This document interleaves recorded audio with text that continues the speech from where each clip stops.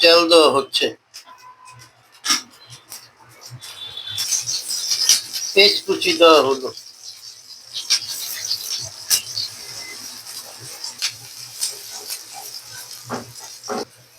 লবণ দেওয়া হইতেছে, আদা রসুন বাটা,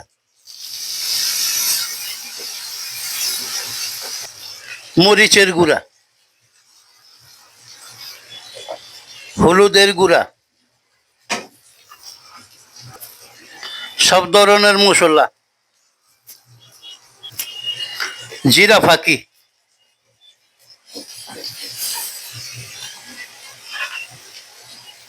সাথে একটু পানি দেওয়া হলো।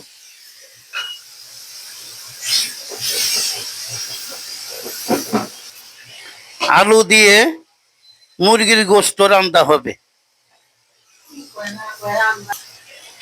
সাথে 2-3টা তেজপাতা দেওয়া হলো,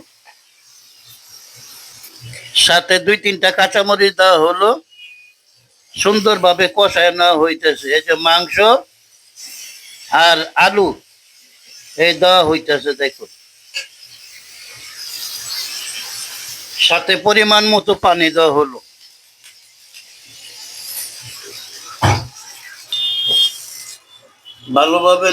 ভালোভাবে নাড়াচাড়া করে মিশিয়ে দেওয়া হচ্ছে।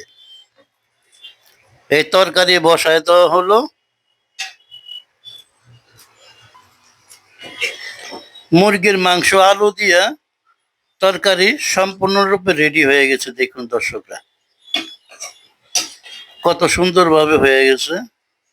এই যে দেখুন দর্শকরা, কত সুন্দরভাবে রান্না হয়ে গেছে, কমপ্লিট।